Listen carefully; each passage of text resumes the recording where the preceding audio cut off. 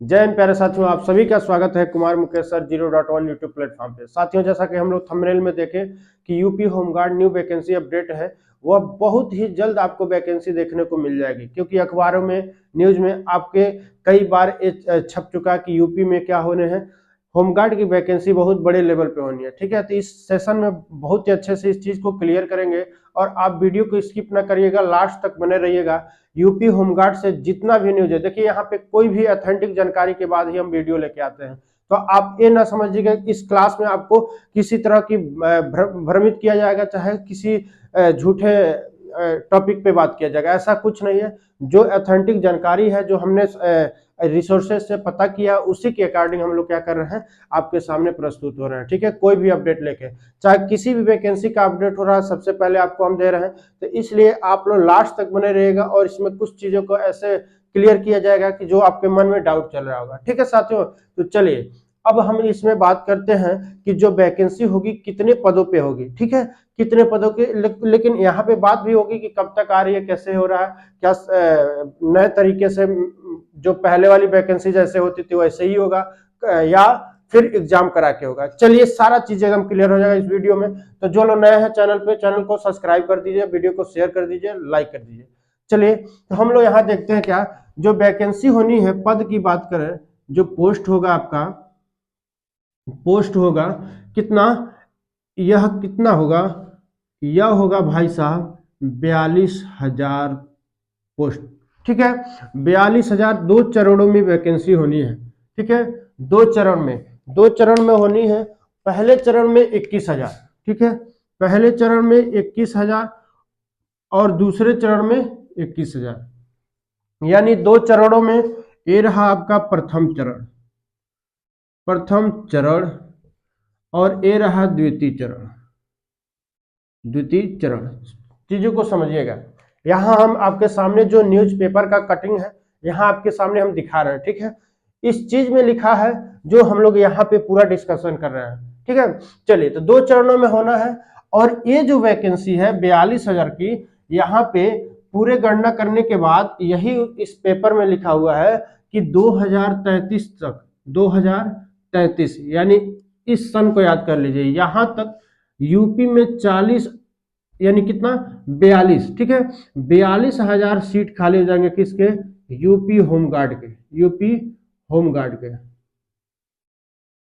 ठीक है, होमगार्ड के 42,000 2033 तक सीट खाली हो जाएंगे। इसलिए इन दो चरणों की बात किया गया है कि तत्काल में आपको 21,000 की वैकेंसी देखने को मिलेगी, क्योंकि कुछ दिनों बाद आपको ये वैकेंसी देखने को मिलेगी। ठीक है, चलिए तो यहां देखिए ये वैकेंसी जो आ रही है कब तक आ रही है भाई साहब, आपके मन में एक डाउट होगा कि ये वैकेंसी कब तक देखने को मिलेगा। ठीक है, तो कब तक देखने को मिला कि यह जो है फरवरी, ठीक है, फरवरी या मार्च तक देखने को मिल सकती है।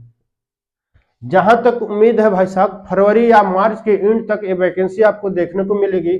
और बात हम लोग कर लेते हैं कि अगर फरवरी मार्च तक आती है तो क्या यह ओपन होगी भर्ती, जैसे पहले होती थी मेरिट लिस्ट पे। ठीक है, मेरिट लिस्ट पे, मेरिट लिस्ट के अकॉर्डिंग, या जो होगा इसका एग्जाम के थ्रू होगा।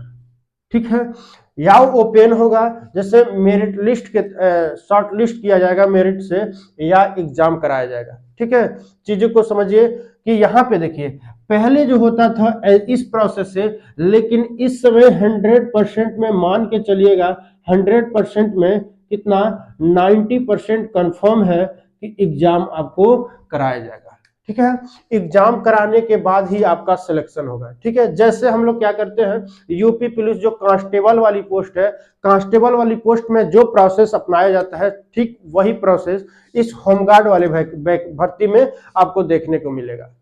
ठीक, चलिए तो इसके बाद हम लोग देखते हैं क्या, इसमें कई तरह की क्लियरिफिकेशन हम लोग यहाँ पेपर में देखने को मिला है। क्या चीज, यहाँ देखिए कह रहा है कि जो इस वैकेंसी में होगा, तो इस वैकेंसी को पूरा होने के बाद क्या होगा जानते हैं क्या, साप्ताहिक ड्रिल। ठीक है, साप्ताहिक, साप्ताहिक ड्रिल होगा भाई साहब। साप्ताहिक ड्रिल मतलब परेड जो होता है, परेड होगा। ठीक है, आपको ट्रेनिंग के तौर पे क्या होगा, परेड कराया जाएगा, जो भी फिजिकल होगा चाहे जो कुछ भी होगा, थोड़ा सा कम और ज्यादा, लेकिन होना है तो यूपी पुलिस वाले के अकॉर्डिंग होगा भाई साहब। ठीक, उसके बाद समझिएगा, इसके बाद अलग से नियमावली बनेगी।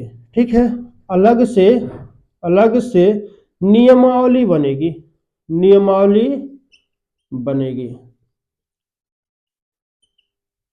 बनेगी ठीक है, अलग से नियमावली बनेगी, और उस नियमावली में क्या क्या नियम होंगे उस चीज को सब उसी में क्लियर किया जाएगा। ठीक है, क्या होगा कि इस भर्ती में किस नियम से इस भर्ती को कराना है, सारा कुछ उस नियमावली में लिखा होगा। ठीक है, अभी तक ऐसा था कि ओपन भर्ती कराने के लिए आपको फॉर्म भरने पड़ते थे, और फॉर्म भरने के बाद शॉर्टलिस्ट किया जाता है आपका नंबर के आधार पर, और उसमें कट ऑफ बनती थी, कट ऑफ के बाद सिलेक्शन होता था। लेकिन ऐसा अब इसलिए नियमावली नया बनेगा भाई साहब कि उसमें एग्जाम कराना है। ठीक है, तो उसके बाद एग्जाम से मतलब ये है कि सिलेबस क्या होगा, फिजिकल में क्या होगा, कितनी दौड़ होंगी, चाहे क्या क्या होगा, सारा चीज इसमें क्लियर किया जाएगा। ठीक है, चलिए, तो इसके बाद देखिए योग्यता की बात करते हैं। योग्यता यानी एलिजिबिलिटी। योग्यता क्या है, योग्यता आपका रहेगा भाई साहब कितना, योग्यता रहेगा 10th पास। ठीक है, जो बच्चा 10th पास किया रहेगा वह क्या होगा, वह इस फॉर्म को डालने के लिए एलिजिबल रहेगा। ठीक है, होमगार्ड में जो बच्चा 10th पास रहेगा इस वैकेंसी में फॉर्म डालने के लिए एलिजिबल रहेगा। ठीक है, यहां तक समझ रहे हैं कि नहीं समझ रहे हैं? 10 पास होना जरूरी होगा, यानी कंपलसरी होगा, 10 पास कंपलसरी होगा। ठीक, देखिए दो चीज है, अब बताते हैं आपको। ये जो एग्जाम होना है, एग्जाम अगर यूपी पुलिस जो होता है यूपी पुलिस वाला पैटर्न अपनाएगा तो क्या होगा, या यूपी ट्रिपल एससी, ठीक है, जो यूपी ट्रिपल एससी आयोग है उसके थ्रू होगा, तब क्या होगा, दोनों पे हम लोग चर्चा करने वाले हैं। यूपी पुलिस में जब होगा भाई, इसके अकॉर्डिंग जब होगा तो पेपर क्या बनेगा, पेपर में आएगा भाई साहब जैसे यूपी पुलिस में हिंदी आता है। ठीक है, हिंदी के बाद क्या आता है, मैथ आता है, और मैथ के बाद क्या आता है, रीजनिंग आता है, और रीजनिंग के बाद क्या आता है, जीके और जीएस। जीके और जीएस, यानी हिंदी हो गया आपका, मैथ हो गया, और रीजनिंग हो गया, और यहाँ पे क्या हो गया, जनरल नॉलेज और जनरल स्टडीज। और इसी पोर्शन में देखने को आपको मिलेगा यूपी जीके, क्योंकि यूपी के किसी भी एग्जाम में इसका अहम रोल रह रहा है। इस यूपी के किसी भी एग्जाम में यूपी जीके का क्या मेन रोल रह रहा है इस समय। ठीक है, इसके बाद आपको देखने को मिल सकता है कंप्यूटर के एक दो प्रश्न। ठीक है, इस तरह के बदलाव होंगे। ठीक है, तो यानी डिजिटल इंडिया में कंप्यूटर तो हर एक एग्जाम में अब लगभग 2-3 प्रश्न आने अनिवार्य हो चुके हैं। ठीक, अब देखिए पेपर होंगे जैसे 150 प्रश्न के, 150 प्रश्न के, यानी नंबर ऑफ क्वेश्चन होगा, नंबर ऑफ क्वेश्चन होगा 150। ठीक है, इस 150 के लिए मार्क क्या होगा, जो मैक्सिमम मार्क होगा वह तय हो जाएगा भाई साहब 300। ठीक है, यानी एक प्रश्न जो होगा वह एक प्रश्न क्या हो जाएगा, एक प्रश्न हो जाएगा भाई साहब 2 नंबर का, यानी 150 प्रश्न 300 नंबर का होगा, और जो आपका टाइम ड्यूरेशन यूपीपी वाला रहता है सेम भाई साहब वही रहेगा। ठीक है, इसका देखिए 1/4 यानी माइनस मार्किंग रहेगा, जो निगेटिव मार्क है जो। ठीक है, सेम वही वाला रहेगा। इसके बाद देखिए, क्योंकि इतनी बड़ी वैकेंसी आने का मतलब भाई छटनी तो होगा ही, यानी बच्चों को मतलब एकदम समझिए कि यूपीपी के तौर पे इसको भर्ती कराया जाएगा। यहां समझिएगा यूपी ट्रिपल एससी के थ्रू होता है, अगर यूपी ट्रिपल एससी आयोग कराता है तब क्या होना है, तब वही भाई 100 नंबर का पेपर होगा। ठीक है, 100 नंबर का पेपर होगा, 100 नंबर के पेपर आपको देखने को मिलेगा, और अगर मैक्सिमम मार्क की बात करते हैं तो 200। ठीक है, तो यह सब चीज है जो आपके सामने हम लेके आए हैं। ठीक, इसके बाद देखिए एज लिमिट की बात करते हैं, एज लिमिट। ठीक है, यहां हम लोग बात कर लेते हैं एज लिमिट, एज लिमिट के बारे में बात कर लेते हैं।